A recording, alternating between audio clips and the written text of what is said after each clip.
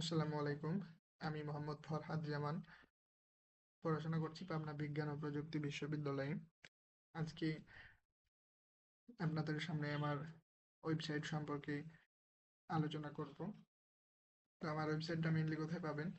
যে কোনো ব্রাউজারে গিয়ে যদি সার্চ করেন রেডি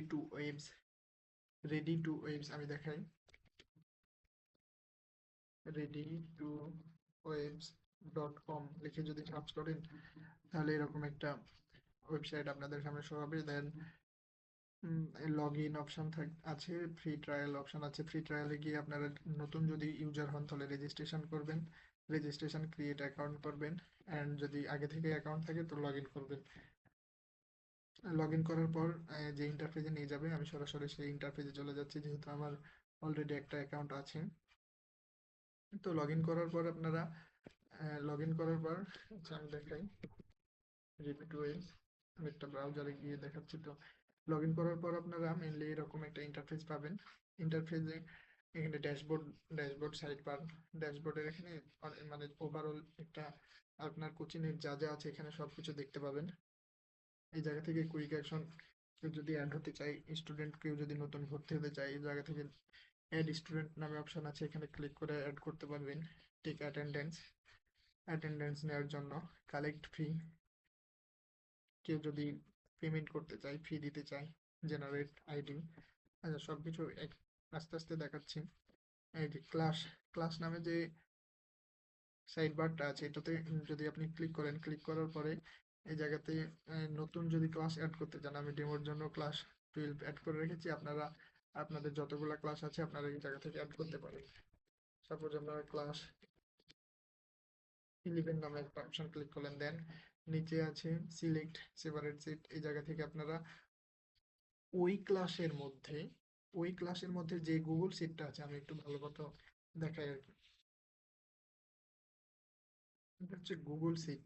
আপনাদের যদি ডাটা এক্সেলে থাকে, এক্সেল থেকে গুগল সিটে নিয়ে আসবেন, অ্যান্ড ডাটাগুলো এইভাবে সিলেক্ট করে রাখবেন।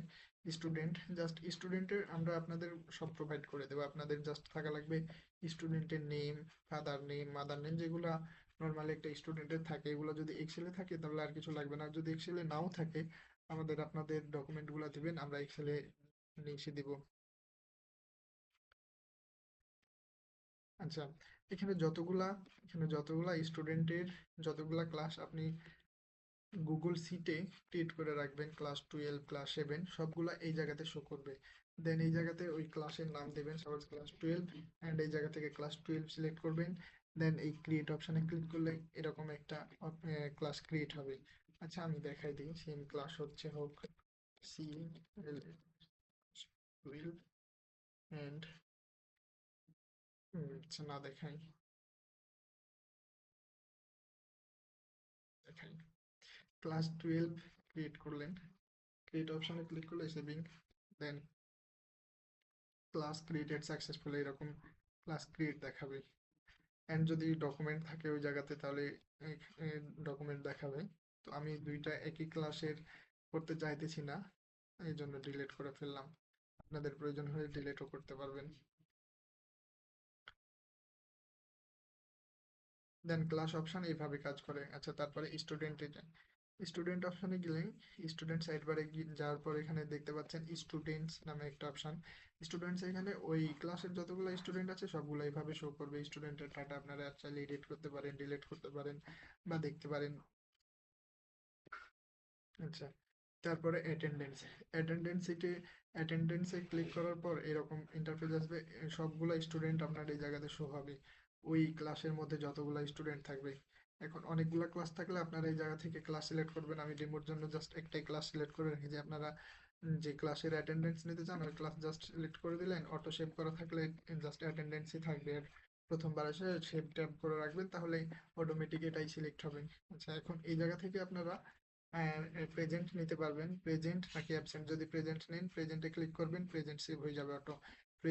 প্রেজেন্টে সেভ হবে, এই প্রেজেন্ট প্রেজেন্টে সেভ। আর যদি অ্যাবসেন্ট হয় অ্যাবসেন্টে সেভ হবে। এভাবে আপনারা সব স্টুডেন্টের ডাটা নিয়ে নেবেন, এইভাবে অ্যাটেন্ডেন্স নিয়ে নেবেন। আচ্ছা ফি অপশানে যদি ক্লিক করেন আপনারা, তাহলে ফি এখন কোন স্টুডেন্ট কত পেড করেছে, টোটাল কত, অ্যান্ড কত টাকা ডিউ আছে, এখানে সবগুলো দেখাচ্ছে। এখন এই স্টুডেন্টের কাছে কোনো টাকা নাই, তো এই ডিউ নাই, এই স্টুডেন্টের কাছে আছে।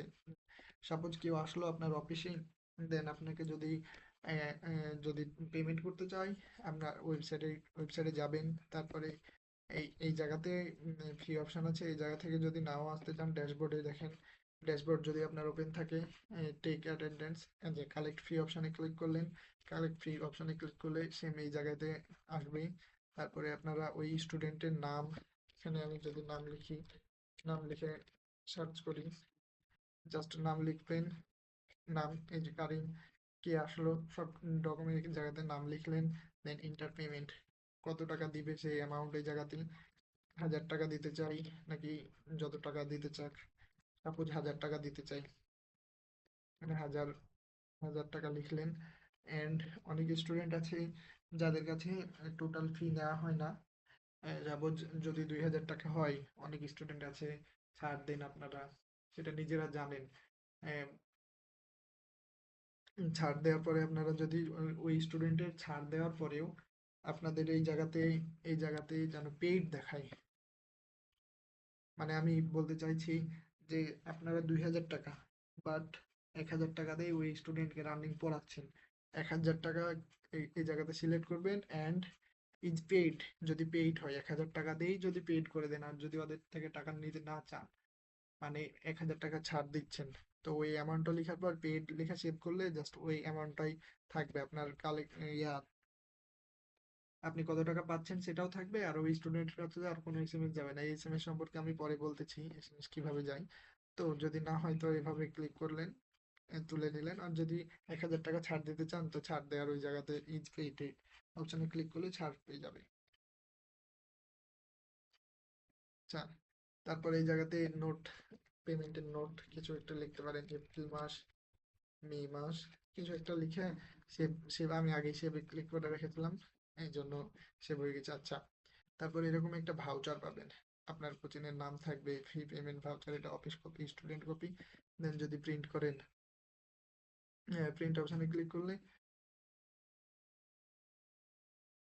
এই প্রিন্ট ভিউ দেখতে পাবেন, এই জায়গায় প্রিন্ট করে নেবেন, এই জায়গা থেকে স্টুডেন্ট কপি একটা, কোচিং কপি একটা, শেষ।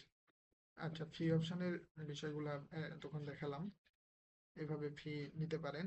অ্যান্ড এই জায়গাতে ফি নিলেন, এই গুগল শিটে আপডেট হয়ে গেল, আগে মেবি দেখায় নাই ফি, ফি অপশনটা এখন দেখায়। আচ্ছা, কোন স্টুডেন্ট ফি দিল, কারিম ফি দিল, আগে ছিল 1000, এখন 500 দিয়েছিল, এখন 1000 দিল, দেন হয়ে গেল, ওর ডিউ থাকলো 500 টাকা। আচ্ছা,